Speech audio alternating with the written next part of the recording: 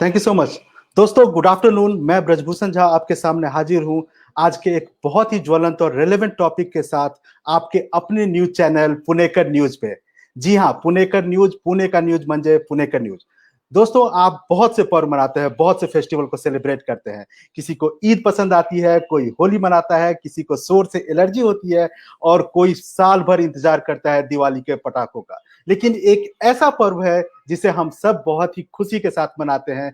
जी हाँ, वो है examination festival and we all participate in that and most of us celebrate this also. So अभी फिलहाल board के रिजल्ट्स आए हैं और आज की बातचीत और भी इंपॉर्टेंट हो जाती है इसके कारण, क्योंकि अभी समय आ गया है स्टूडेंट्स को उनके फ्यूचर डिसाइड करने का।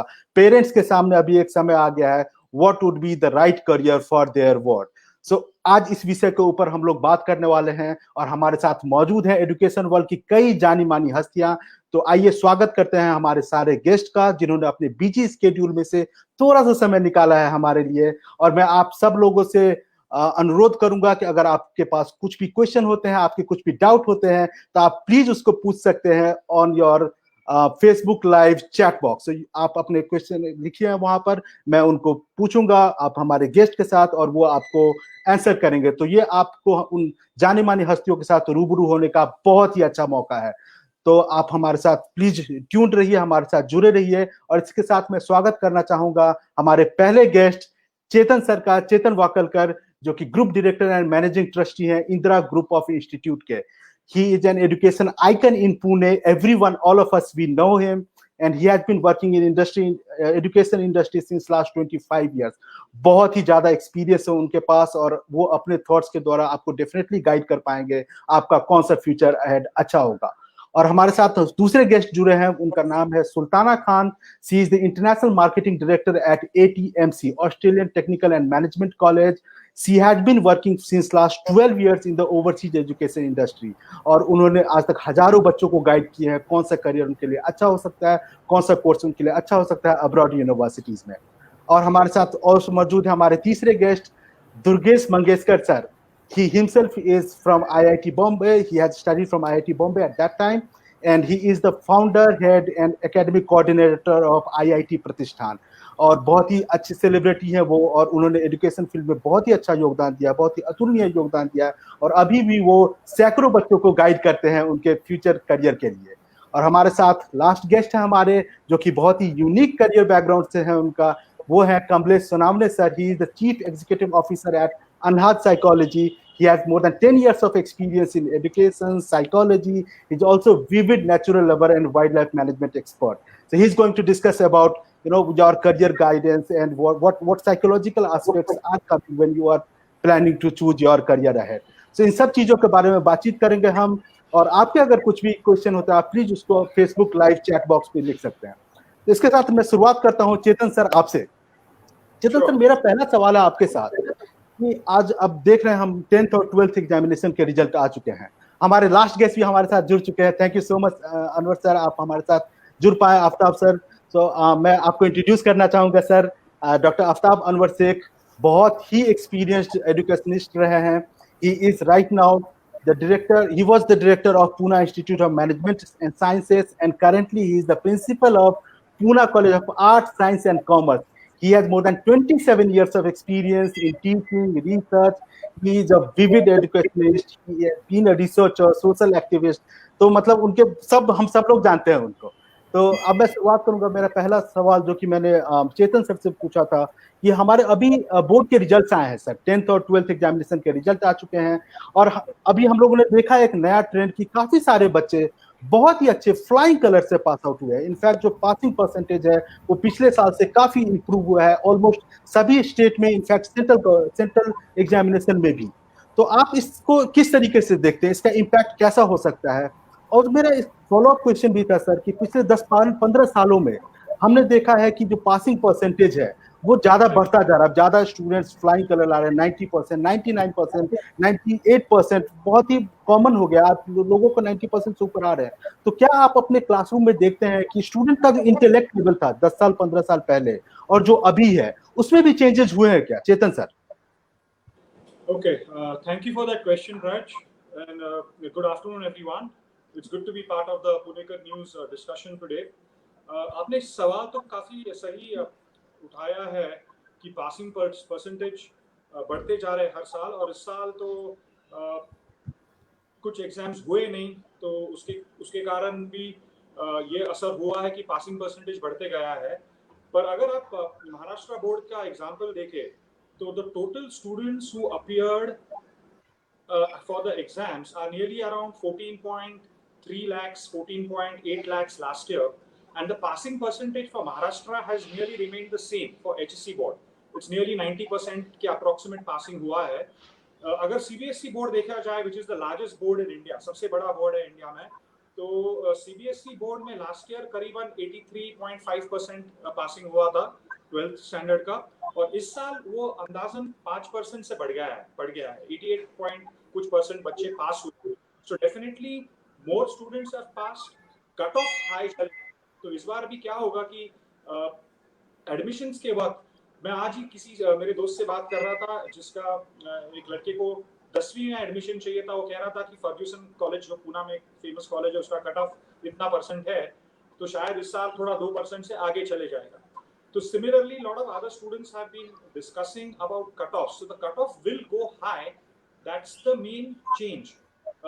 If you go to see about admissions, बच्चों को मिलेंगे या नहीं मिलेंगे, my opinion is कि आज की तारीख में इंडिया में, all over India, last 3 to 5 years में प्राइवेट यूनिवर्सिटीज बहुत तेजी से बढ़े हैं। काफी जल्दी private universities are opened, state level पे खुले हैं, यूजीसी के थ्रू डीम्ड यूनिवर्सिटीज खुल रहे हैं। तो आज if you go to see the number of seats are increasing also steadily. तो आज के तौर पर अगर बच्चे ज्यादा भी पास हुए हैं तो there are enough seats available in the government funded universities, state funded universities, as well as the private universities. और यही बात नहीं है, last year हमारा जो ग्रुप है, Indira group of institutes, we are now nearly into our 26th year. तो हमारे 26 साल में now we are very proudly host to 2 autonomous institutes. तो हमारे last year एक flagship institute है, Indira institute of management, which has got autonomy, and this year Indira College of Commerce and Science has also got autonomy.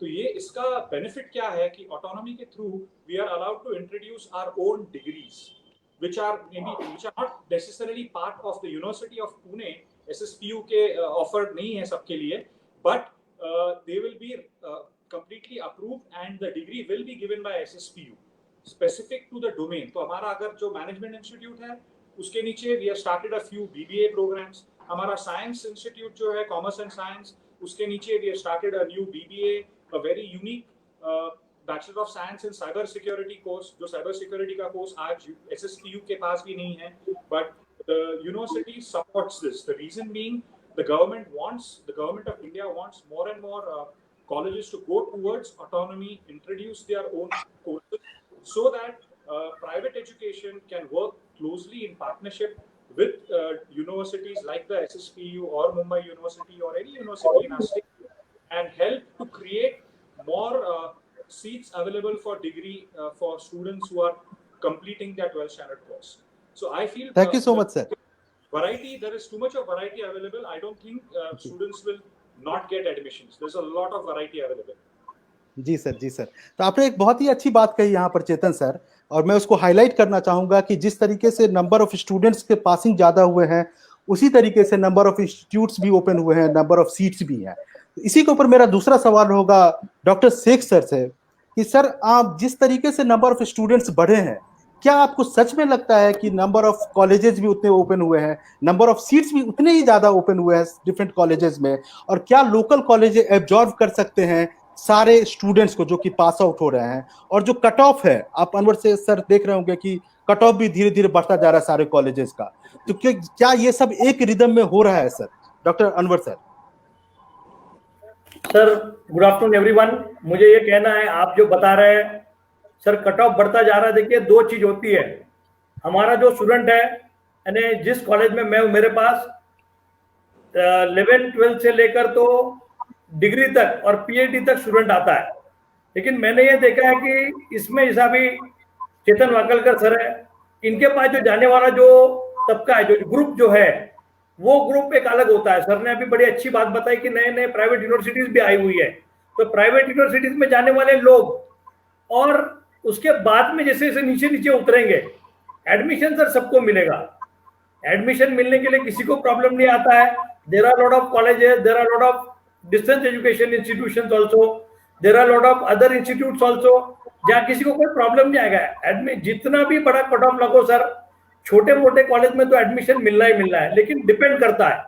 Like मैं एक example दूंगा कि एक parent है जिसका बच्चा 60% मार्क ले लिया, 70% मार्क ले लिया, और पेरेंट बहुत पढ़ा लिखा है, बहुत पैसे वाला है, तो he will think in different way कि उसके बच्चे को एडमिशन कहाँ चाहिए। फिर एक गरीब है जो एक स्लम से आता है, उसके बच्चे को अगर 90% भी मार्क मिलते हैं तो वो हेजिटेशन है सर उसके अंदर कि whether he will go to Fergusson college, whether he will go to university directly, whether he will go to a private university जहां पे उसके बच्चे को कोई एडमिशन चाहिए। तो एडमिशन मिलने में तो कहीं प्रॉब्लम नहीं आएगा।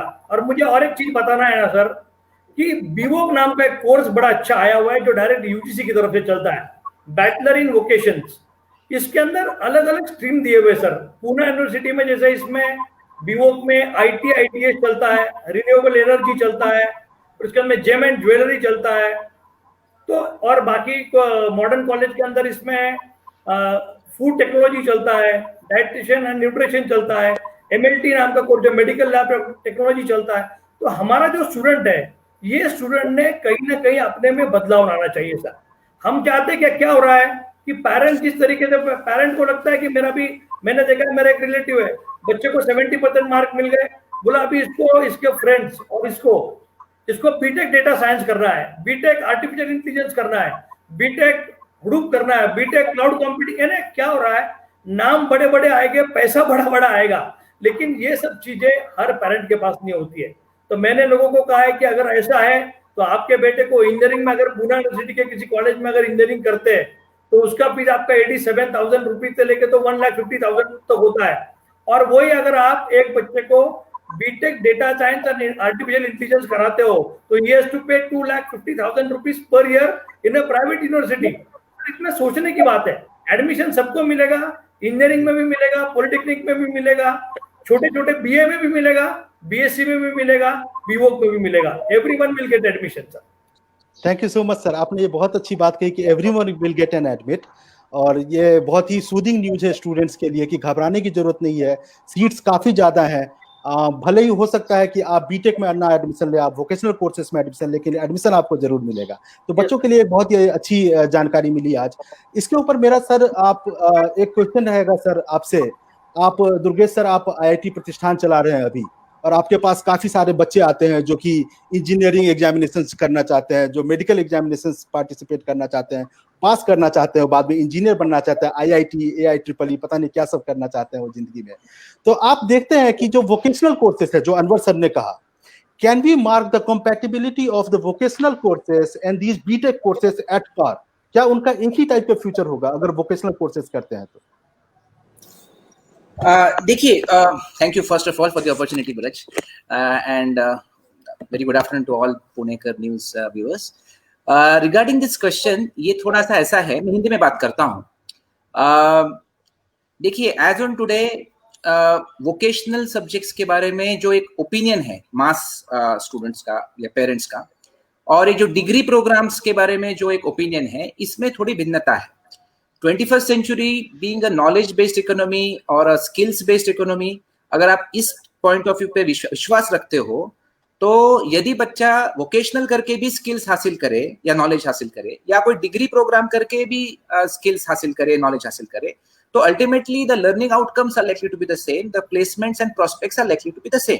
तो उसको जो जॉब एम्प्लॉयबिलिटी है, ये दोनों की सेम हो सकती है, because the skill imparted is more और less the same, as long as वो एक A ग्रेड कॉलेज से पास होता है।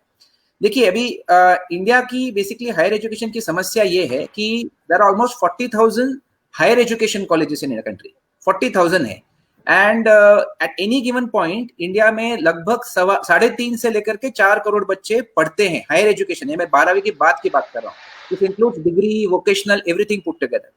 बट इशू ये है कि the number of so called A grade colleges, ये प्रमाण बहुत कम है, ये 3%, 4%, 5% ही है। सो देयरफॉर क्या होता है, जैसे फॉर एग्जांपल इंजीनियरिंग की बात अगर मैं करूं तो 18 लाख सीट्स देश में हैं after 12th for first year engineering, 18 lakh seats, but 8 से 9 लाख सीट्स वेकेंट रहते हैं हर साल, वेकेंट। तो आपका अगर कट ऑफ बढ़े या कुछ भी हो, तो जैसे सर ने कहा, चेतन सर ने कहा, शेख सर ने कहा कि एडमिशन तो मिल ही जाएगी, लेकिन कहाँ पे लेनी है, कौन से कॉलेज में लेनी है और कौन से स्ट्रीम में लेनी है, ये इंपॉर्टेंट है। जैसे आपका क्वेश्चन था ब्रज कि वोकेशनल और डिग्री, इसमें परसेप्शन का इशू है करेंटली, तो लोगों का झुकाव अभी भी डिग्री प्रोग्राम्स की तरफ ही है, वोकेशनल की तरफ कम है। लेकिन जैसे अवेयरनेस इस पर बिल्डिंग होगी और जब वो फर्स्ट बैच वोकेशनल का बाहर आके उनको जॉब्स मिलेंगे, तब ये बात भी प्रचलित हो जाएगी कि बोलो बी वॉक करके भी आपको अच्छे प्रोस्पेक्ट्स मिलते हैं। बिकॉज मेरी समझ ये है कि कॉलेज का एक स्टैंप रखना या कोई डिग्री मिलना, इससे ज्यादा आज के 21st सेंचुरी में if you want to make yourself employable या आपको खुद का भी कुछ बिजनेस करना है, तो skills and knowledge should be the core focus. और ये आप बीवॉक के कोर्स से ही मिला सकते हो, डिग्री प्रोग्राम में मिला सकते हो, और ये भी हो सकता है कि आप आईआईटी में पढ़े लेकिन कुछ भी ना पढ़े, ये भी हो सकता है। हाँ, मतलब I mean, since I'm an IIT Bombay alumnus, I did not share all the stuff, but basically ये होता है।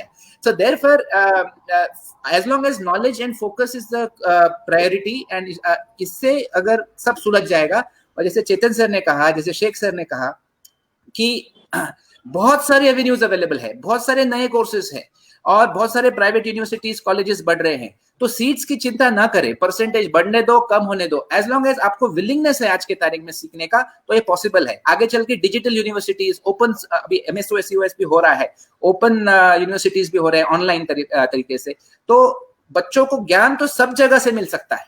एंड देयरफॉर इसी पर फोकस करना है कि they have to build their skills and knowledge rather than thinking about मुझे इधर एडमिशन मिलेगा क्या, उधर मिलेगा, वहां मिलने के बाद भी बच्चे नहीं पढ़ेंगे तो कुछ नहीं होने वाला।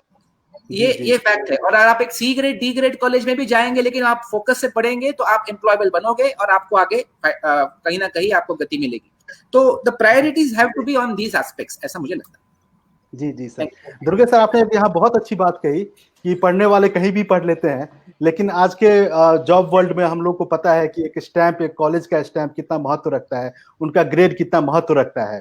तो और एक चीज जो कि हम सभी लोगों के बातचीत में एक चीज आ रही है, चेतन सर ने भी कहा, अनवर सर ने भी कहा, अभी दुर्गे सर आपने भी कहा है कि सीट्स की अवेलेबिलिटी है। 9 लाख सीट जो है वो वेकेंट रह गए थे पिछले साल। मुझे पता लगाना पड़ेगा सर कहाँ वेकेंट रह गए थे, क्योंकि स्टूडेंट्स काफी इंजीनियरिंग पढ़ना चाह रहे थे लेकिन वो नहीं पढ़ पाते हैं, कितनी बार उनको एडमिशन नहीं मिल पाता है। तो वो जरूर वो एक विषय है जो कि स्टूडेंट्स को देखना चाहिए, उनको रिसर्च करना चाहिए कि और कौन से कॉलेजेस में वो ट्राई कर सकते हैं जहां पर कुछ सीट्स अभी भी वेकेंट है। बहुत अच्छी बात कही इसमें। लेकिन सर मेरा अपना एक व्यू है, मैंने जो आजकल देखा है, आजकल ट्रेंड कि ओवरसीज एजुकेशन है, जो बाहर की जो यूनिवर्सिटी है, जो अब्रॉड की यूनिवर्सिटी है, वहां पहले का एक समय हुआ करता था जबकि सर 10,000, 20,000, 25,000 बच्चे जाते थे, सिर्फ आज से 10 साल पहले। उसी जगह आज का अगर देखते हैं सर, तो आज लगभग 1.5 लाख से 2.25 लाख बच्चे सिर्फ और सिर्फ यूएसए यूनिवर्सिटीज में जाते हैं। 35 से 50,000 बच्चे ऑस्ट्रेलिया यूनिवर्सिटीज में जाते हैं। यूके में 30-35 हजार से 50,000 तक बच्चे जाते हैं पढ़ने के लिए। तो क्या मैं ये समझूं, ये सवाल आपके लिए सुल्ताना मैम, कि क्या मैं ये समझूं कि यहाँ पर स्टूडेंट्स को या तो क्वालिटी एजुकेशन नहीं मिल पाता है, या तो उनको उचित कॉलेज, A ग्रेड कॉलेज जैसा कि क्वालिटी एजुकेशन दुर्गेश सर बता रहे थे, उसमें उनको एडमिशन नहीं मिल पाती है? क्या ये कारण है कि बच्चे बाहर जाकर पढ़ना चाहते हैं? Sultana ma'am. Okay, thank you so much for your question, Braj, and good afternoon, everyone. नहीं, Braj, I'll not agree to that. कि it's not like कि बच्चे इंडिया में नहीं पढ़ना चाहते हैं because of quality. I think वो बाकी countries जाते हैं because of the exposure. You know, the quality time they spend, you know, knowing themselves. It's not only education. क्योंकि अगर हम ranking देखेंगे तो काफी सारी Indian universities हैं which ranked in the world level as well. But the only reason अभी सारे बच्चे बाहर पढ़ना चाहते हैं बिकॉज वो जो एक्सपोजर मिलता है, क्योंकि जब बच्चे यहाँ पे सपोज आफ्टर 12th बैचलर्स करते हैं, they will never think of doing a part time job और अबाउट देयर करियर या फिर what they have to do next. But India के बाहर जाके the independence they get, the exposure they get, how they actually can create their own career, that's very different. क्योंकि अब जैसे everybody is saying here कि यहाँ seats हैं और खाली रह जाती है, काफी सारे कॉलेजेस हैं, जैसे last year we were full, हमारे पास एक्चुअली सीट्स नहीं थे क्योंकि इतने बच्चे आए हमारे पास पढ़ने. तो it's not only quality, but I think apart from quality of education they look for quality of life, exposure and chances. जैसे अभी हमने स्किल्स की बात किया, इंडिया में अगर हम सिर्फ डिप्लोमा करें तो जॉब मिलना या काम करना बहुत मुश्किल हो जाता है. बट अगर हम ऑस्ट्रेलिया जा रहे हैं, किसी भी कंट्री में जा रहे हैं, तो डिप्लोमा के बाद भी बच्चा can actually look for lot of opportunities. Like skills are more required than a degree, you know, all together. तो we like as a group in I am working for ATMC education group, जिसमें we have lot of skill programmes also, जिसमें काफी बच्चे पढ़ने आते हैं, सिर्फ 1 साल या 2 साल डिप्लोमा करते हैं and they can actually look for a very good career, क्योंकि वो स्किल्स ऐसे होते हैं जो मैं इमीडिएटली यूज कर सकती हूँ. जबकि बच्चा अगर यहाँ पे हम पूरा बैचलर्स कर सकते हैं, पूरा मास्टर्स कर लेते हैं और मास्टर्स करने के बाद हम सोचते हैं अब हम क्या करें. जबकि बच्चा जब ऑस्ट्रेलिया में या कहीं भी पढ़ना जा रहा है तो वो पढ़ाई के साथ साथ ही काम कर रहा है, पढ़ाई के साथ साथ ही आगे का सोच रहा है. तो आई थिंक एक्सपोजर बहुत अलग है. यहाँ पे रह के मैं कभी नहीं सोचूंगी कि मैं बैचलर्स करते करते जाके 20 आवर्स अ वीक जॉब करूं, बट ऑस्ट्रेलिया में सब कर रहे होते हैं. So I think that mentality, that exposure, that way of learning, it's very different. It's not only about the seats. जी सुल्ताना, मैं आपने बहुत अच्छी बात कही कि एक्सपोजर मिलता है और स्टूडेंट्स अलग अलग टाइप के कोर्सेज करने जाते हैं. इससे मेरे पास एक सवाल आया है जो कि कुछ स्टूडेंट्स का भी है. कमलेश सर, आपके लिए है ये कि अभी जैसा डाइवर्सिफिकेशन की हम बात करते हैं कि पहले होता था कि जब हम लोग 12th पास करते थे तो हमारे दिमाग में एक एम होता था, या तो मुझे इंजीनियरिंग करना है या तो मुझे मेडिकल करना है. अब देख रहे हैं कि लोग अलग अलग कोर्सेज ट्राई कर रहे हैं. कुछ लोग साइकोलॉजी, कॉमर्स वगैरह वगैरह अलग अलग कोर्सेज में एडमिशन ले रहे हैं और बहुत ही अच्छा कर रहे हैं करियर में. इनफैक्ट मैंने अभी रिसेंटली देखा कि चेतन सर के इंस्टीट्यूट में भी he has added performing arts, theatre related courses also in one of his institute. तो क्या आपको लगता है कमलेश सर कि स्टूडेंट्स को डाइवर्सिफिकेशन के ऊपर ध्यान देना चाहिए? किस सब पैरामीटर्स को उनको ध्यान में रखना चाहिए before selecting a good course after completion of their class 12 और मे बी क्लास 10? उनको कैसे अब उनका कोर्स चूज करना चाहिए? क्या सब पैरामीटर्स आप बोलेंगे स्टूडेंट्स को ध्यान देने के लिए जिससे कि उनका करियर उज्जवल होगा? Kamlesh sir. Hello. Yes, Kamlesh sir, you are audible, sir. Hello, Braj. Can you hear me? Yes, sir. You are pretty audible, sir. Hello. Yeah. Okay. First of all, hello everyone, and hello to the viewers also. So I totally agree with Durgesh sir specifically, because when he spoke about the vacant seats, that's the sad reality of Indian education system. One side we are looking for, engineering courses, medical courses, and there are lakhs and lakhs seats vacant. The main reason behind that is, there are some B grade, C grade colleges which we really don't want to pursue education in. And therefore we, just try to take a year down or just, take a break and study for next year, take good marks and apply for better colleges. So diversification, unfortunately, Indian education system was a sad reality, till 15 years back. But from last 15 years, it's been a good sign for India because a lot of options have been opened. We study national. I'll give a very small example. National Open Schooling, we must have heard. Okay, so that's one of the best, launch pad for our kids to study as well as pursue our interest, which helps in building our skills. Okay, so what education helps me in building my skill should be one of the most important criteria, because education we take for two things. First is knowledge and second is employability. So knowledge definitely comes from the field where we like. Okay, we choose a career, we choose an education which we like and we like to pursue, but also we need to focus on what is going to give me the employability. Okay, so we are looking to the courses which provide me with the necessary skills. There are 2-3 important factors in selecting any career. There is peer pressure, which we deal friends. My friend is taking engineering, my friend is taking medical, my friend is going for an arts, though I am much more interested in engineering. But there are students who pursue arts just because their group of friends going into arts section. And second important criteria is, parents. They see their children since their childhood, and they know what their child likes, what their child doesn't like, what is the interest area, what are the abilities of their child. So even parents are one of the most important uh, people whom we should refer to. But I'm being a psychologist, I know what's the importance, our importance. Unfortunately, our career wasn't very much a celebrated career, or not a very pursued career 10 years back. I'm talking about not psychiatry, I'm talking about psychologists. Okay, because people in India still not really sure what does a psychologist do. Only just we go mad and we just visit a psychologist. No, that's not reality. So every one of us, even including me, need a psychologist. Okay, so we deal into selecting a career based on your interest, based on your abilities, based on your aptitude. That is one of the most important criteria. So these are one of the most important criteria you should follow while selecting any career. जी जी, बहुत ही अच्छी बात कही। मैं of the track में एक share करना चाहूंगा कि जब पुराने जमाने में साइकोलॉजिस्ट की जरूरत होती थी तो हम लोग बजरंगबली के मंदिर ले जाते थे कि वो ठीक हो जाएगा किसी तरीके से। बहुत ही सही बात कही आपने सर। और आपने ये भी कहा कि स्टूडेंट्स को अपना इंटेलेक्ट डेवलप करना चाहिए, पीयर प्रेशर में नहीं आना चाहिए before selecting a course.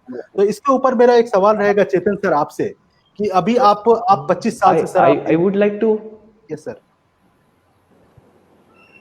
I would like to add one more point here. Actually, one of my mentor, like he's my guru also, Sri Avinash Dharmadhikari. You must be knowing him very well. He's a very well-known personality. He says that he has worked in educational sector a lot. So he says about three things, like first of all, know yourself. With that, know yourself and select career accordingly, and be creative and efficient in whatever we do.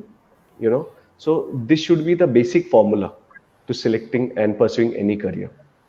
Very nice sir, very rightly said, very rightly quoted. So thank you so much for this. तो चेतन sir, मैं आपके पास आ रहा था। अभी एक WhatsApp पे कुछ मजाक के एसएमएस भी आ रहे थे कि पहले के जमाने में जो स्कोर आया करते थे वो सेल्सियस में आया करते थे, 44, 50, 46 वगैरह वगैरह, और आजकल फ़ारेनहाइट में आ रहे हैं 90 डिग्री और 95 और 98 वगैरह।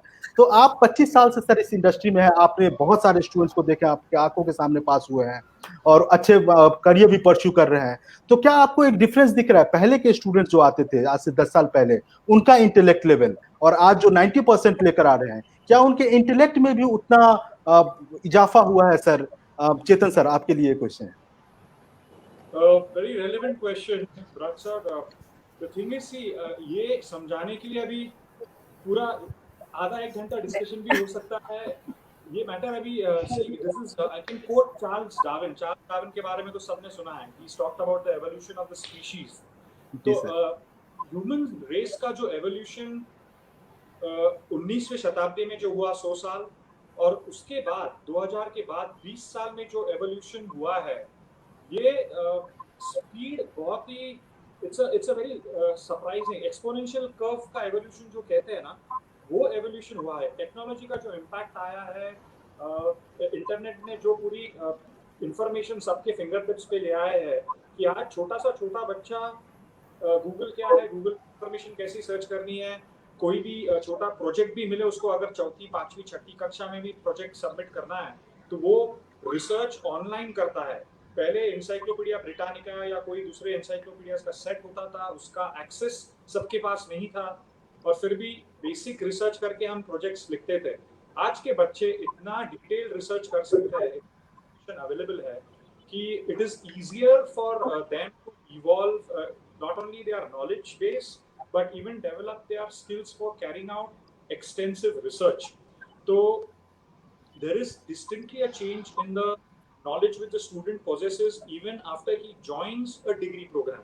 जो 12वीं पढ़ के बच्चे हमारे यहाँ आते हैं, आज उनके पास जो नॉलेज और एक्सपेक्टेशन है वो कॉलेज से या वो डिग्री प्रोग्राम से या हर टीचर से, it is changing year after year, and if we cannot deliver what the student expects, the word of mouth is so strong in education कि अगले साल तुम्हारे यहाँ जो बच्चे आएंगे उनका परसेंटेज ड्रॉप होते जाएगा।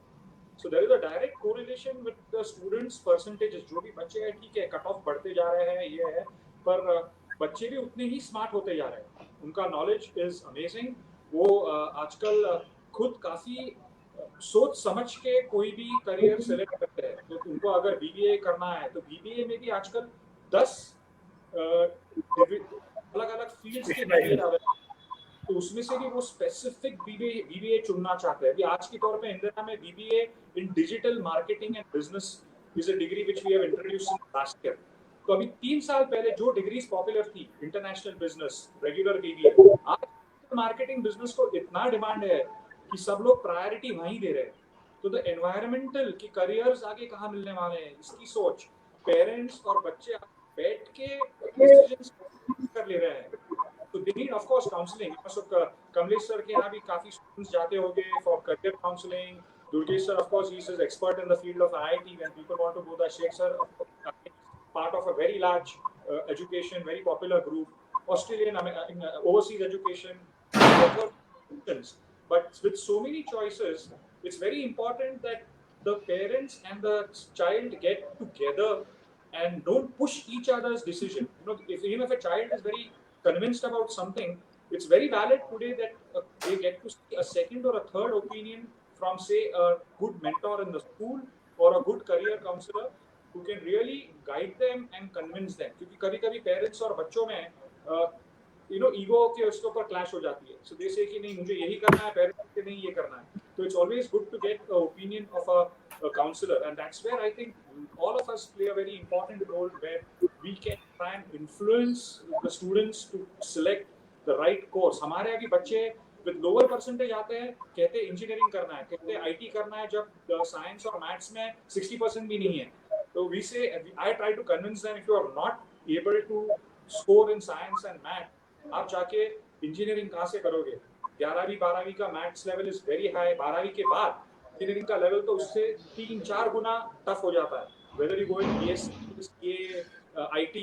So it's very important to convince the parents also कि भाई अरे your son wants to get into writing. अभी आज तुम्हारे Facebook पे I was seeing on your site somebody has written that my son wants to become a writer going ahead. And while others were talking, I was looking at the chat also simultaneously. I'm multitasking a bit. So I said, of course, writing is a lovely profession. Today, content management, creating content for websites, for digital content, it's an amazing career and the demand is very, very specific. पहले कैसे writer आप BA करके भी writer बन जा सकते थे. But today there are so many courses which offer you very specific career path to become a good writer. And it's a lovely career to choose. You like writing, it's your passion. There's a lot of career opportunities. So I think that's just the way things can go. Percentages and all is a little, I agree with Kamlesh sir's point that counseling the child for the right path and making him go on that path is very critical. Thank you so much Chetan sir. और जैसा आपने देखा है कि students questions पूछ रहे हैं, इसके ऊपर मैं बताना चाहूंगा कि 200 से ऊपर यूनिक व्यूअर्स हमारे साइट पर अभी आ चुके हैं। तो वो सब आपको देख सुन रहे हैं, वो उनको सच में बहुत ही ज्ञान की चीजें आज सीखने को मिल रही होंगी। इसके ऊपर अनवर सर, अभी चेतन सर ने बताया कि परसेंटेज बहुत ही मायने रखता है। बहुत ही स्टूडेंट्स हैं जो कि लोअर स्ट्राटा ऑफ इकोनॉमिकली उतने स्टेबल नहीं है, लेकिन उनके परसेंटेज काफी अच्छे आए 10th में, 12th में 85%, 90% वगैरह। तो आपको क्या लगता है अनवर सर कि अभी जो कॉलेजेस हैं, बहुत सारे कॉलेज की ट्यूशन फी बहुत ही हाई है, बहुत अफोर्डेबल, बहुत लोगों के लिए वो नहीं हो पाता है। तो क्या कॉलेज के लेवल पर या गवर्नमेंट के लेवल पर उनको इकोनॉमिकली कुछ सपोर्ट करने के लिए कुछ सुविधाएं हैं क्या अनवर सर? सर बड़ा अच्छा सवाल है। मेरा ये कहना है, देखो अभी मैं लोगों को कहता हूँ कि जब अभी सर ने सब बात किया कि ग्रेड की जब बात आती है, मेरे कॉलेज को पहले A ग्रेड मिला था, फिर लास्ट जब सेकंड नैक हुआ उसमें 2.79, यानी हम लोग B++ ग्रेड की जगह आ गए। अभी इसमें क्या होता है सर, मैं खुद भी नैक का पीयर रिव्यू मेंबर हूँ, मैं भी जब जाता हूँ तो बहुत सारी चीजें, ग्रेड A मिलना और ग्रेड B मिलना ये थोड़ी अलग बात हो गई। मेरे कॉलेज में सर BA में 240 बच्चा आ सकता है, BCom में मेरे पास 720 बच्चा आ सकता है सर, और मेरे पास BSc में 240 बच्चे से लेके तो 360 बच्चा आ सकता है। और क्या होता है सर कि हर बच्चे को लगता है कि मार्क अगर ज्यादा या कम है तो उसको एक अच्छा कॉलेज मिले। अभी तो जैसा सब लोगों ने बताया कि प्राइवेट कॉलेजेस है, प्राइवेट यूनिवर्सिटीज है, जहां आप जाओगे तो फीस बढ़ी रहेगी। आपको कहता हूं सर, मेरे कॉलेज की फीस है जो 11th-12th में मेरे पास जो बच्चा पढ़ता है उसकी फीस 1500 रुपीज पर ईयर है। और मेरे पास 11वीं में 600 बच्चे की जगह है सर, 11वीं के लिए और 12वीं के लिए 600 students, science and even arts and commerce. और 12th के बाद में मेरे कॉलेज में बीकॉम की फीस 4,500 रुपये है सर, 4,500। फिर बाद में मेरे पास बीबीए है, बीसीए। अभी आप जैसे बात कर रहे हो ना sir, I am surrounded by slums. मेरा जो कॉलेज है ये पूरा स्लम से सराउंडेड है, और मेरा 7,500 स्टूडेंट मेरे कॉलेज में पढ़ता है, 7,500। और 7,500 में से मैं लोगों को वही कहता हूँ कि मेरे पास ना तो डॉक्टर का बच्चा पढ़ता है ना इंजीनियर का बच्चा पढ़ता है। जब लोग बात करते हैं ना ग्रेड की बात करते हैं, मेरे कॉलेज को पहले A ग्रेड था, फिर लास्ट 5 साल पहले उसको फिर B++ ग्रेड में मैं आ गया। लेकिन ग्रेडिंग की बजाय सर लोगों में जो टीचिंग जो फ्रेटर्निटी है उसने सोचना चाहिए। अभी सर कमलेश सर ने बताया, बड़ी अच्छी बात बताई sir, NIOS national institute of open schooling. Sir मेरे पास, मैं एक आदर्श ओपन स्कूल नाम की स्कूल चलाता हूँ, ये तो NGO टाइप चलाता हूँ सर। मेरे पास अभी तक 700 बच्चा जिनके पेरेंट्स ने सोचा था कि 7वीं 8वीं के बाद मेरा बच्चा कभी नहीं पढ़ेगा, और ये बच्चे सब मेरे पास से 10th होके निकल गए, 12th होके निकल गए, और ये बच्चे सर MBA करके बड़ी बड़ी नौकरियां अभी कर रहे हैं। तो पढ़ने की जब बात आती है सर, हम लोग क्या पढ़ रहे हैं, कैसे पढ़ रहे हैं, मैं लोगों को एक ही कहना चाहता हूँ कि अमीर अगर बच्चे का पेरेंट अगर अमीर है, वो बहुत सोचता है कि सर उसका बच्चा इंजीनियर बना, उसका बच्चा डॉक्टर बने, उसके पास परसेंटेज भी नहीं आते, लोग उनके पीछे लगे रहते हैं। तो आपने जैसा क्वेश्चन किया, मैंने देखा है स्लम के बच्चों को 90% मार्क आने के बाद भी वो बच्चे के साथ में कोई नहीं रहता। आज जैसा कमलेश सर बता रहे हैं कि साइकोलॉजिस्ट सर वो जा भी नहीं सकता, उसको बोल देते लोग साइंस में चला जा, साइंस में चला जाता है, बाद में फिर वो बोलता है कि मुझे ऐसा लगता है कि मुझे केमिस्ट्री हार्ड जा रहा है, तो उसको किसी ने बताया नहीं केमिस्ट्री क्यों देखो डिफिकल्ट जा रहा है, वो वर्नाकुलर मीडियम से आया हुआ है। तो वर्नाकुलर मीडियम से आने वाले बच्चे को अगर सही ढंग से पढ़ाया जाए तो वो भी सर डॉक्टर इंजीनियर बन सकता है। तो मुझे लगता है कि बच्चों ने कॉलेज अपने घर के नजदीक, यानी मैं पेरेंट्स को भी कहता हूँ कि ट्रैवलिंग का डिस्टेंस हमारे बच्चों को ज्यादा ना हो। सर मैंने देखा है कुछ बच्चे ट्रैवलिंग ऐसा है, जैसे वडगांव शेरी से निकलते हैं, लोगांव से निकलते हैं और फर्गुसन कॉलेज में आते हैं, जिनका ट्रैवलिंग 2 घंटा जाना और 2 घंटा आना होता है। 4 hours they are spending sir. When they are spending 4 hours, then how what they will do afterwards? और कमलेश जी आपने जो बताया ना, व्हाट आई हैव सीन, कि सर मैंने मेरे खुद के बच्चों को, मेरी दोनों बेटियां 12 से NIOS 12 से पास हुई है, मैं मेरे बच्चों को कॉलेज में नहीं भेजता सर। मेरा बेटा भी अभी जो पढ़ रहा है ना, मेरे बेटे को भी 10th मैंने स्कूल से निकाल दिया 8th में, और उसको 10th में मैंने NIOS से कराया था। तो एक्सपेरिमेंट मेरे घर वालों ने गालियां दी, मिसेस ने दी, मदर ने दी, अपने बच्चे खुद कॉलेज का प्रिंसिपल होकर आप NIOS और से क्यों पढ़ाते हो बच्चों को। मैंने बोला यही आगे वाली जो दुनिया है, फ्यूचर है, ये ओपन स्कूलिंग का होगा और फ्यूचर वर्चुअल होगा। और मैंने मेरे घर में ये कोशिश की हुई है सर। मेरी दोनों बेटियां 12th NIOS से हुई है। मेरा बेटा आज भी BCA bachelor in computer application ये यशवंतराव चौहान महाराष्ट्र ओपन यूनिवर्सिटी से कर रहा है सर। तो मुझे लगता है पेरेंट जो है, पेरेंट्स की जो जबरदस्ती है, पेरेंट का जो प्रेशर है, तो वो प्रेशर कम होता है तो आराम से बच्चा बहुत अच्छी स्किल्स ले सकता है।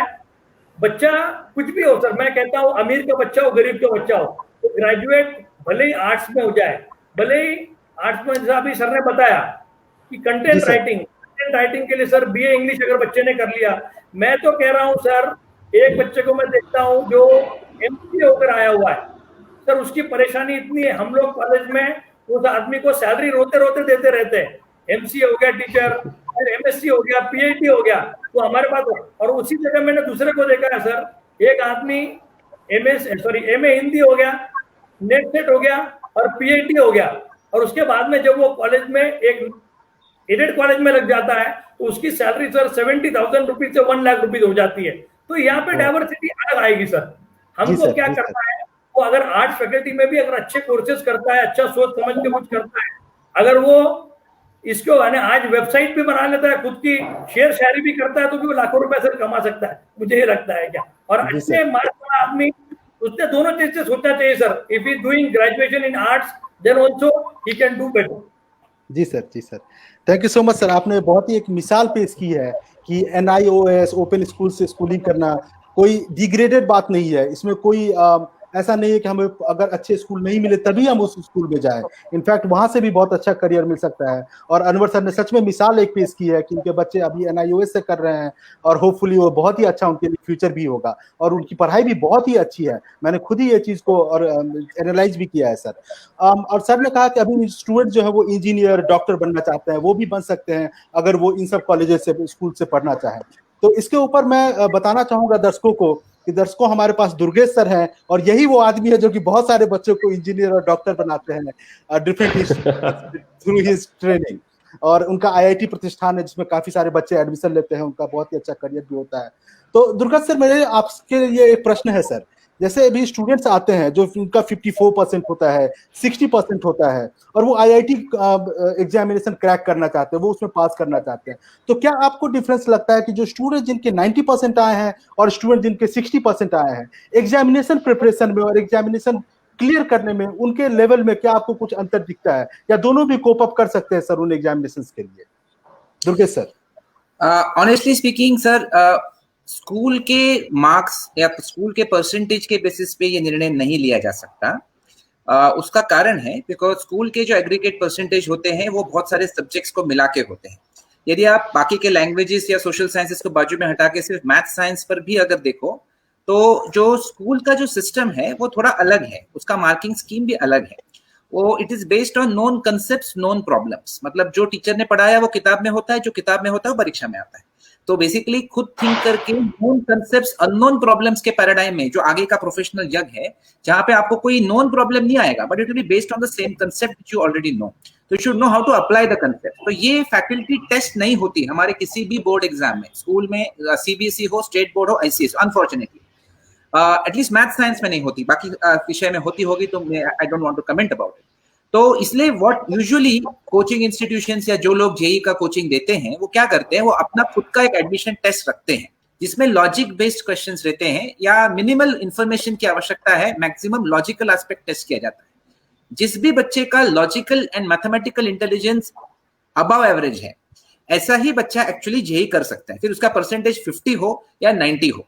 तो इनफैक्ट ऐसे भी हमने काफी केसेस देखे हैं जो बोर्ड टॉपर्स थे but they could not cope up, मतलब 95-96% मिलाया, एडमिशन लिया, but later on we realise that they were not able to cope up. उसके बाद फिर ये जो एडमिशन टेस्ट का हम लोग जो एक सिस्टम रखते हैं, सभी रखते हैं, any coaching institution for IIT entrance across India एक एडमिशन टेस्ट लेते हैं जिसमें नॉलेज नहीं टेस्ट करते, उनका लॉजिकल एबिलिटी टेस्ट करते हैं। बिकॉज लॉजिकल एबिलिटी के लिए कुछ पढ़ाई नहीं करना पड़ता, वो एक इंट्रिंसिक होती है। वो अगर एक मिनिमल लेवल की हो तो फिर ऐसे बच्चे को पिकअप किया जा सकता है 2 साल में, और वो अगर न हो तो ऐसे बच्चों ने IIT नहीं करना चाहिए और ऐसे बच्चों को हमने एडमिशन नहीं देना चाहिए, और हम नहीं देते, एटलीस्ट हमारा इंस्टीट्यूट नहीं देता है, एंड मोस्ट इंस्टीट्यूशंस आल्सो इसको फॉलो करते हैं। बिकॉज क्या होता है कि एडमिशन दी भाई भी तो आफ्टर 2 months 3 months वो समझने वाला नहीं है, then the child goes and withdraws from the programme. तो उसको उस बच्चे के लिए भी वो साइकोलॉजिकली डैमेजिंग है, और फिर इंस्टीट्यूशन ने भी एक एडमिशन एक सीट भर दी और फिर बच्चा छोड़ के चला गया, वो भी एक डैमेज होता है इकोनॉमिकली।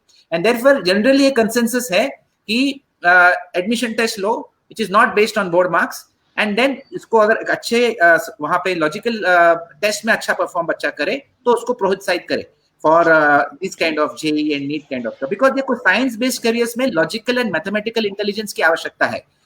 मनुष्य में 8-9 प्रकार के इंटेलिजेंसेस होते हैं, जैसे अभी किसी ने राइटर की बात करी तो वो लिंग्विस्टिक इंटेलिजेंस हुआ, कोई जिम्नास्ट हो या फिर काइनेस्थेटिक इंटेलिजेंस हुआ, जैसे कोई एनिमेटर हो अलग है, जैसे आप हो ब्रिज, आपका तो लिंग्विस्टिक इंटेलिजेंस भी काफी हाई होगा, इंटरपर्सनल इंटेलिजेंस भी काफी हाई होगा, इसलिए आप लोगों से अननोन लोगों को 4 मिनट में एकदम फ्रेंड बना देते हो। तो ये भी एक इंटेलिजेंस फैकल्टी है, लेकिन कौन सी इंटेलिजेंस फैकल्टी आप में है उसके हिसाब से उसको प्रोत्साहित करना चाहिए।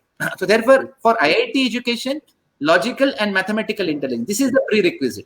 तो उसको आप किसी भी तरीके से टेस्ट कर सकते हैं, जैसे अभी कमलेश सर के पास जाएंगे तो शायद उनके पास भी एक टेस्ट मौजूद होगा इसको टेस्ट, इस फैकल्टी को टेस्ट करने के लिए। I am sure Chetan sir या anybody, I mean Sheikh sir के इवैल्यूएशन मैकेनिज्म्स होंगे कि how to test it, but board exam के marks I am sorry to say but is not the correct parameter और the benchmark to gauge the child's intellect, logical and mathematical intelligence. Thank you sir. In fact बहुत अच्छी बात कही आपने कि अगर board students, अगर आपके बोर्ड के मार्क बहुत अच्छे नहीं है, मतलब अगर आपको 50% है, 60%, आपको 90% नहीं है, आपको बिल्कुल भी हतोत्साहित होने की जरूरत नहीं है. There are ample of opportunities, examinations, etc. If you have right skill set, you can go ahead and pursue your career through different examinations, competitive examinations in your engineering, medical, or whichever field you want to. In fact, law is also a good career. My profession, I was a lawyer long back. So अभी मैं test के बारे में जैसे बात कर रहे थे दुर्गेश सर, तो उसके ऊपर मैं कमलेश सर को पूछूंगा. सर एक ब्रीफ में अगर आप बता पाएं कि कोर्स सिलेक्शन के समय साइकोमेट्रिक टेस्ट का कितना योगदान होता है, क्या स्टूडेंट्स को ये करना चाहिए? Okay, Braj. There are two things, talent and aptitude. Okay, talent सब में होता है. वो talent पहचानने के लिए हमें aptitude टेस्ट की जरूरत होती है, और वो talent हमने हमारे exact हमें जो skills है हमारे, अभी मैं एक example देता हूँ. Practical orientation होता है and social orientation होता है. Practical orientation जिसका हाई होगा, that person should be pursuing something related to management, commerce, economics. Social orientation जिसका होता है, that person should be pursuing more towards humanities, more towards art courses, more towards social sector. So career selection में, hello. Ji sir, continue. There's a blank. Hello. Yes sir, please continue sir. You are audible. Yeah, okay. The screen was totally blank. So when we take a career aptitude test, that gives us, takes perspective of parents also, and we do a 3 setup counseling: parents, student, and a counselor. We deal individually with parent and students, and then we come together and we say, एक example मेरे पास आया था अभी recently. There's a person जिसका aptitude was for hotel management, but उनके एक family business है, और उनके हिसाब से होटल मैनेजमेंट मतलब सिर्फ किचन में जाके बर्तन साफ करेगा बच्चा या शेफ बनेगा, ये होता है. लेकिन उसका mostly hotel management means front staff, front line जो होता है, being a main manager of the place, hospitality managers and all, that was his skill. But parents were not ready to listen. Unfortunately, after 2 years in his family business, he was asked to do BCom, but he has to withdraw from the BCom course and finally started pursuing hotel management. And now that person has his own restaurant in Pune, in Mumbai, is doing successfully, and he's doing really well. So career aptitude plays a very important role. जी in career thank you so selection. Much sir, thank you so much sir.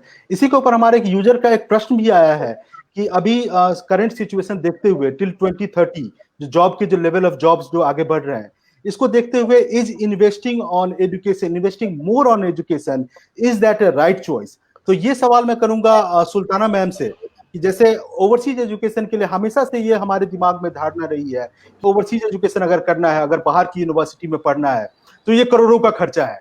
तो क्या ये सच में करोड़ों का खर्चा है या इसके आगे फ्यूचर भी काफी अच्छा ग्रेट है मैम? तो सुल्ताना मैम इसके ऊपर अगर आप कुछ बता पाए. Thank you so much Braj. करोड़ों का खर्चा नहीं है. ऑफ कोर्स एक्सपेंडिचर अगर मैं कंपेयर करूं इंडियन यूनिवर्सिटी से तो डेफिनेटली ज़्यादा है. अगर हम लोकल यूनिवर्सिटी में देखें एंड ऑस्ट्रेलिया या किसी भी कंट्री में देखें तो, बट बच्चे के पास उतना ही एक्सपोजर है at the same time to earn also. जैसे एक नॉर्मल बच्चा जस्ट अगर मैं इंडिया में पढ़ के एक बैचलर डिग्री पास करके what kind of salary do I look for? 40,000 to start with. But अगर मैं वही ऑस्ट्रेलिया में करूँ तो पार्ट टाइम मंथली अगर नॉर्मल बच्चा एक पार्ट टाइम जॉब करके एक्चुअली 1.25 लाख से 1.5 लाख कमा सकता है. एंड जब वो जॉब खत्म करता है तो 2 लाख पर महीना कमाता है. बैचलर्स के बाद खर्चा है बट बच्चे का अर्निंग उतना ही है.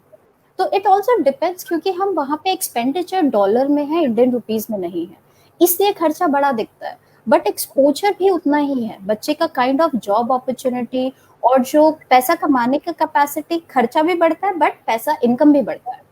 तो यहाँ पे वो डिफरेंस मैंने देखा है. हाँ, फर्स्ट टाइम लगता है सबको कि तो कोई कंपैरिजन नहीं है, क्योंकि इंडियन यूनिवर्सिटीज में हमारे पास बहुत अच्छी एजुकेशन सिस्टम और बहुत सारी चीजें हैं. बट जब हम ऑस्ट्रेलिया जाते हैं तो डेफिनेटली हमारा expenditure, but at the same time earning levels are very high. With the basic part-time, I have seen undergraduate students earning during the course is like 1.5 lakhs a month, which is a very big money. So they can really support themselves. So yes, definitely it's same. It's like a balance. Expenditure plus income, both are high. If Thank you, Sultana. any other country, yes. Thank you. So as Sultana ma'am mentioned, it goes hand by hand. अगर आप Yeah. Invest ज्यादा करते हैं तो आपके पास कमाने की opportunity है, एक अब्रॉड का एक्सपोजर मिलता है, एक बहुत ही हाईली रैंक्ड यूनिवर्सिटी से आप पास आउट होते हैं. तो अगर व्यूअर्स, अगर आप ओवरसीज एजुकेशन के लिए भी सोच रहे हैं तो मैं सजेस्ट करूंगा आप पहले एक्सपर्ट से बात करें, उनसे पूछें, अपना करियर डिसाइड करें, उसके बाद कोई डिसीजन ले. क्योंकि आज के समय में अवधारणा बनाना, किसी के बारे में बायस्ड होना बिल्कुल भी सही नहीं रहेगा. तो अपना रिसर्च करें, अपने लिए राइट करियर पाथ को चूज करें बिफोर सिलेक्टिंग इट.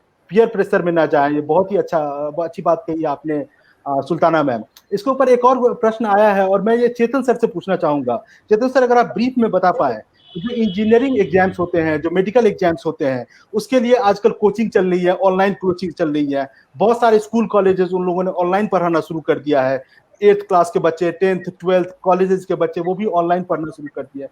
तो क्या आप बता सकते हैं सर कि ये कोचिंग से लेकर क्लासेस, रेगुलर क्लासेस, ऑनलाइन पढ़ना क्या उतना ही इम्पैक्टफुल रहेगा सर? ब्रीफ में अगर आप बता पाए चेतन sir.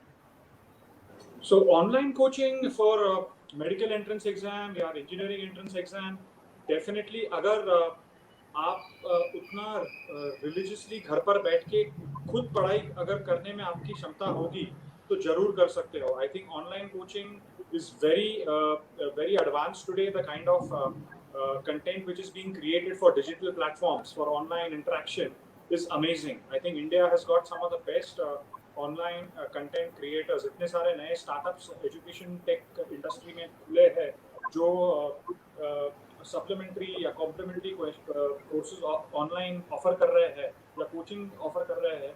I think preparing for engineering और medical can happen online, but to pursue a full-fledged engineering degree or a full-fledged medical online, I don't that's possible as a full-fledged degree.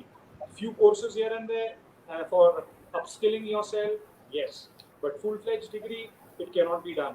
वहाँ labs की तो जो ज़रूरत है या experienced faculty का interaction होता है जहाँ you need to ask face-to-face questions, it's very important. Going ahead maybe वो भी बदल जाएगा, जैसे some of the other panelists have been saying that we are moving towards a highly digitalized environment where everything can happen in a virtual world. But I think a country like India काफी time लग जाएगा. I don't think everybody can go on. हमारे यहाँ जो degrees के लिए बच्चे आते हैं या इवन मास्टर्स के लिए जो बच्चे आते हैं, हमारे यहाँ मैनेजमेंट इंस्टीट्यूट्स में आते हैं या MCA करने आते हैं, more than 85% students do not have any work experience. उन्होंने कभी ना इंडस्ट्री देखी है, कंपनी देखी है, कंपनी में कुछ कैसे काम, बिजनेस प्रोसेसेस क्या होते हैं, एनवायरनमेंट क्या होती है, कल्चर क्या होता है, वो कुछ पता नहीं होता. सो हैंड्स ऑन एक्सपीरियंस जो लगता है उसके लिए I think brick and mortar campus environment is still very relevant. जब तक वो आपको एक्सपोजर नहीं देते हैं, आपको इवेंचुअली एम्प्लॉयबिलिटी के लिए चैलेंजेस होने वाले हैं. So I think coaching classes level का definitely it can work, but the more technical the degree, I think you need to be in a campus. जी, thank you so much Chetan sir. और इस पे एक another viewer का question आया अनिल चौगुले का कि after completion of class 10 whether I should go for 11th 12th और डिप्लोमा. तो जिसका जवाब ऑलरेडी बहुत सारे लोगों पैनलिस्ट ने ऑलरेडी दिया हुआ है कि आप ये आपके स्किल सेट के ऊपर डिपेंड करता है. दोनों में भी बहुत ही अच्छा फ्यूचर है. अगर आपका स्किल सेट अच्छा है तो आप डेफिनेटली जाइए, डिप्लोमा कीजिए, वोकेशनल कोर्सेज कीजिए. इनफैक्ट ओपन स्कूल से भी आप पढ़ सकते हैं, जैसा कि अनवर सर ने कहा. तो ये आपके टोटली स्किल सेट के ऊपर डिपेंड करता है. कुछ एग्जामिनेशंस होते हैं, कुछ सेट ऑफ क्वेश्चंस होते हैं जो कि मे बी कमलेश सर आपको इसमें गाइड कर पाएंगे how to choose a good career. लेकिन चेतन सर, आपने यहाँ पर दो बातें कही, एक कॉलेज और इंस्टीट्यूट को आपने अलग किया और जो कोचिंग को आपने अलग किया. तो मैं इसके ऊपर बहुत ही ब्रीफ में मैं जानना चाहूंगा दुर्गेश सर से कि दुर्गेश सर, क्या आपको अभी ऑनलाइन कोचिंग क्लासेस के लिए, इंजीनियरिंग मेडिकल के लिए, क्या आपके पास बच्चे आ रहे हैं, क्या उनमें उतना ही रुझान है और क्या उनके लिए बेनिफिशियल हो रहा है? अगर आप क्विकली इसके बारे में कुछ बता पाए दुर्गेश सर. नहीं, क्विकली ऐसा है कि अगर आप एक लेक्चर को कंपेयर करो जो क्लासरूम में दिया जाता है और एक लेक्चर को जो ऑनलाइन में दिया जाता है, ये दोनों का अगर बॉल टू बॉल कंपैरिजन करेंगे तो definitely classroom coaching is far more effective as compare to online, because class में टीचर एंड स्टूडेंट सामने होते हैं, आई कांटेक्ट होता है, तो एक इमोशनल कनेक्ट होता है और फिर इंटेलेक्चुअल नॉलेज पास ऑन करना आसान जाता है. कभी-कभी डंडे भी पड़ते हैं सर. बट कभी कभी डंडे भी पड़ जाते हैं सर क्लासरूम में। पर ये तो डिसिप्लिन में भी फायदा होता है। This is on a 1 to 1 घंटे का सेशन अगर आप दोनों का कंपेयर करें तो। लेकिन ऑनलाइन में एक खूबी है जो क्लासरूम में नहीं है कि आप एक रिकॉर्डेड लेक्चर बच्चों को उपलब्ध करा दे तो they can watch the lecture any number of times, so from anywhere, any time and any number of times. ये फीचर जो है ये फिजिकल कोचिंग में नहीं है। एंड देयरफॉर अगर हम दोनों को अगर साथ में देखे जाए तो learning outcomes on the long term from online coaching as well as classroom coaching is likely to be equivalent, ऐसा मेरा अनुमान है।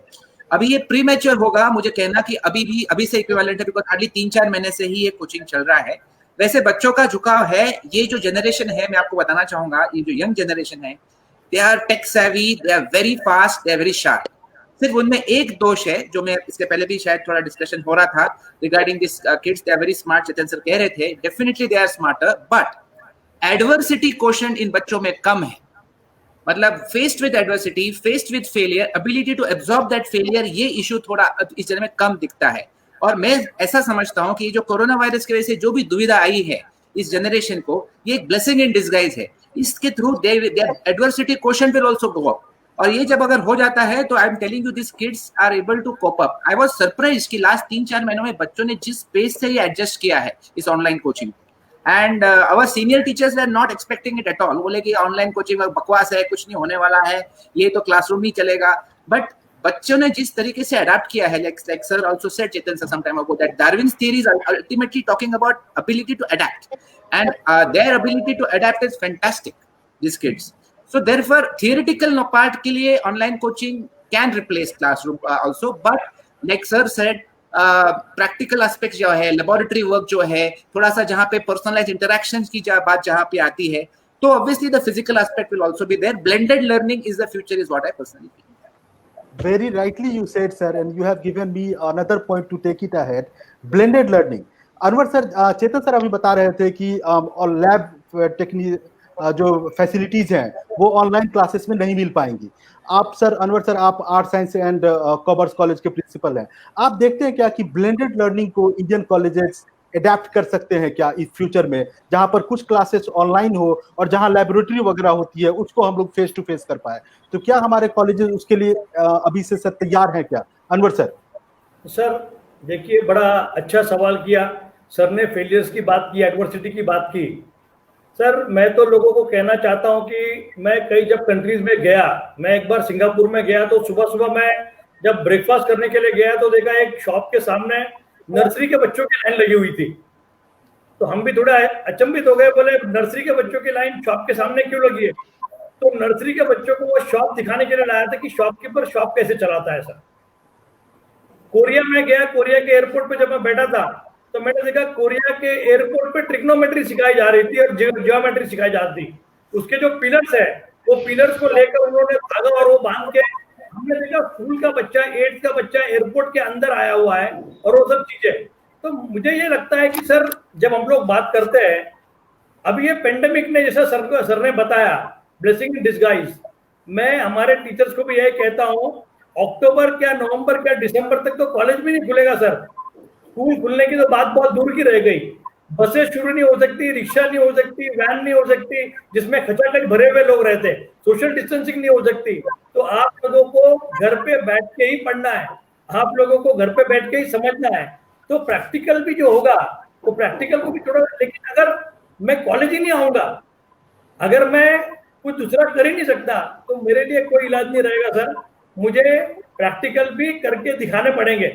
अभी टीचरों को अपने घर पे प्रैक्टिकल करके, अगर मेरे को कॉलेज ही नहीं जा रहा हूं मैं सर, मैं इस ऐसे एरिया के कॉलेज में हूँ जहाँ चारों तरफ से कंटेनमेंट जोन नहीं, ये तो माइक्रो कंटेनमेंट जोन में मेरा कॉलेज है, जहाँ पे टीचर नहीं आ सकता, बच्चा नहीं आ सकता। और आप ये जानिए कि स्कूल का बच्चा जो है सर, अगर स्कूल शुरू करनी है तो वैन शुरू करनी पड़ेगी, ऑटो रिक्शा शुरू करना पड़ेगी। ऑटो रिक्शा में तो खचाखच भारत में बच्चे भरे रहते हैं, पूना भी लो या भारत लो। तो ये सोशल डिस्टेंसिंग, तो स्कूल में फिजिक्स भी पढ़ाना है, केमिस्ट्री भी पढ़ाना है, बायोलॉजी पढ़ाना है, इंजीनियरिंग में सब चीज पढ़ाना है। तो प्रैक्टिकल ब्लेंडेड लर्निंग को लाना ही पड़ेगा। प्रैक्टिकल को अपने तरीके से करके, जुगाड़ जो हम लोग जो रोज देख रहे हैं सर, वो जुगाड़ हमारे बच्चों को उसी तरीके से सिखाया जाए। अभी सर ने हमारी जो बात कही सर, फेलियर्स, मैं थोड़ी बात अपने बारे में कहूंगा सर। मैं 10th में फेल हो गया था, मैं 12th में ही फेल हो गया था। मैं 10th में केंद्रीय विद्यालय में पढ़ता था, और जब मैं फेल हो गया तो कभी निराश नहीं हुआ। मैं बच्चों को यही कहना चाहता हूँ, और मैंने sir at the age of 28 मेरा पीएचडी का थीसिस सबमिट कर दिया।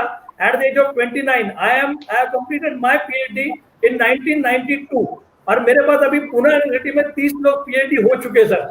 तो मैं वही कहता हूँ कि फेलियर कोई मतलब नहीं रहता सर।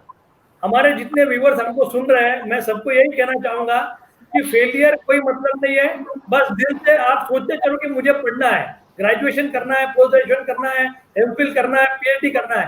अभी जो बाकी लोग जो बैठे हुए सर, स्किल की बात है, ये लोगों की जो चीजें अलग है।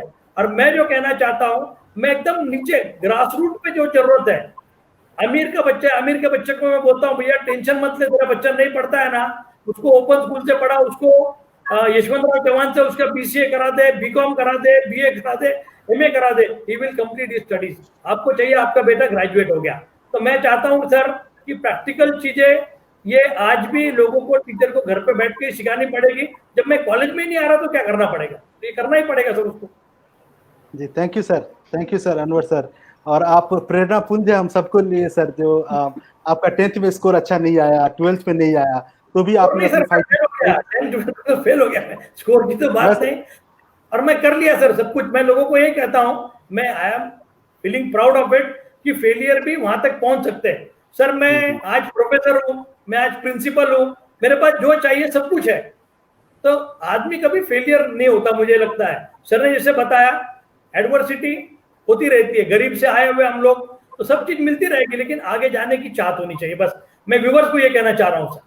जी जी, ये बहुत अच्छी बात कही। मैं थोड़ा स्वीट कोट करने की कोशिश कर रहा था आपके फेलियर को सर, लेकिन आपने बहुत ही स्ट्रेट समझाया और ये बहुत ही अच्छी बात की। मैं बच्चों से बात करते करते बोल देता हूँ सर, मैं अगर 1000 का भी मजमा हो, 1000 भी मेरे सामने लोग होने, उसको बता देता हूँ मैं 10वीं और 12वीं फेल हूँ, और मैं आज प्रिंसिपल हूँ, मैं पीएचडी हूँ, मेरे पास 30 लोग पीएचडी कर चुके, पूरे इंडिया में घूमता हूँ, पीयर टीम का मेंबर हूँ, नैक का मेंबर हूँ, सब कुछ हूँ।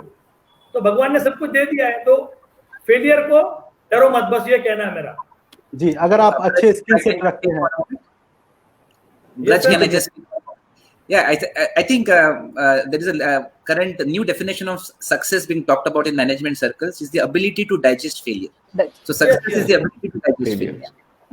जी डेफिनेटली बहुत ही अच्छी बातें करी आप लोगों ने, बहुत ही अच्छी ज्ञान की बातें बताई अपने स्टूडेंट्स के लिए, बहुत ही मोटिवेटिंग बातें बताई हैं। बहुत सारी चीजें जो व्यूअर्स को नहीं पता थी वो पता चली है, फ्यूचर पता चला है, उनका फ्यूचर पता चला है, एजुकेशन का, इन्वेस्टमेंट का और करियर कैसा हो सकता है।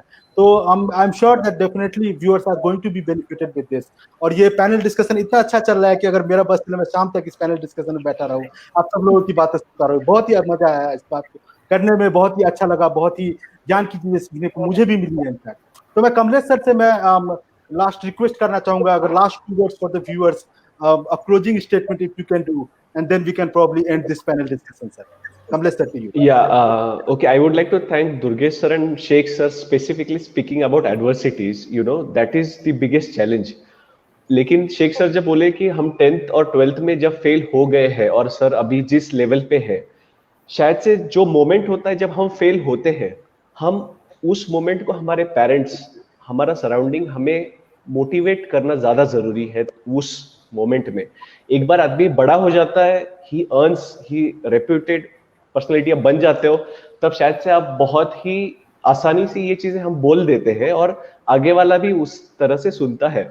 लेकिन जब हम कुछ नहीं बनते हैं और हम बस फेलियर ही कहलाते हैं, फिर तभी वो चैलेंज शुरू होता है।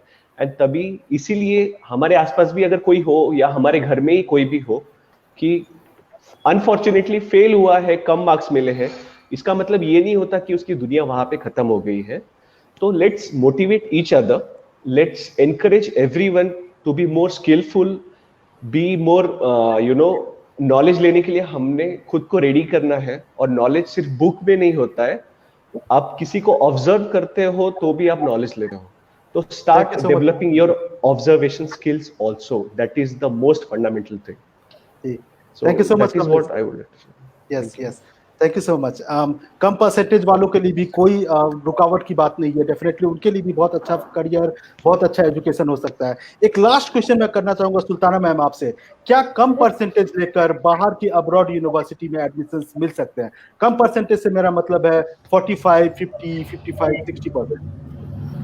मिल सकते हैं एक्चुअली ब्रज, बट वो डिप्लोमा लीडिंग टू बैचलर होते हैं। जैसे फर्स्ट ईयर उनको actually lower level of the first year of diploma देते हैं, जहाँ पे हम उनका बेस या फाउंडेशन ईयर किया करते हैं, and then they can go for the bachelor degree. तो हाँ, डिप्लोमा के through actually that's a right thing, क्योंकि कम परसेंटेज आना इज लाइक, इट्स नॉट कि everything is finished. So you have a foundation, you can actually work on yourself, and then you can go for the bachelor. ना duration बढ़ता है, ना कुछ और बढ़ता है, इवन सब कुछ सेम रहेगा। बच्चा 3 इयर्स की बैचलर्स करेगा या 4 इयर्स की ही टेक्निकल डिग्री करेगा, बस उसको फाउंडेशन ईयर क्लियर करके एंड तब बैचलर्स में जाना। Definitely they can go. जी, thank you so much Sultana ma'am. तो व्यूअर्स, आपने देखा कि अगर आपके कम परसेंटेज होते हैं, घबराने की बात नहीं है। आपके बहुत ज्यादा परसेंटेज है, ऑप्टिमिस्टिक होने की जरूरत नहीं है। फिर भी आपको एक रियलिटी चेक रखने की जरूरत है अपने ऊपर कि किस तरीके का करियर परस्यू करना चाहिए। पीयर प्रेशर में नहीं जाना चाहिए। अच्छे से अच्छे कोचिंग इंस्टीट्यूट से जाकर बात कीजिए, साइकोमेट्रिक टेस्ट का सहारा लीजिए, अपने पेरेंट्स से बात कीजिए, और इन सब चीजों को ध्यान में रखते हुए मैं अगली बार फिर से आऊंगा इन सब पैनलिस्ट के साथ, और कुछ और लोगों को मैं जोड़ना चाहूंगा जिससे अच्छी से अच्छी बातें हमारे स्टूडेंट्स को भी पता चल पाए। So thanks to Chetan sir, Anwar sir, Sultana ma'am, Durgesh sir, Kamlesh sir, thank you all of you. बहुत ही अच्छा लगा आप लोगों से बात करके। बहुत ही जल्दी दोबारा मिलेंगे। Thank you viewer, see you, good day, good day, good day. Thank you.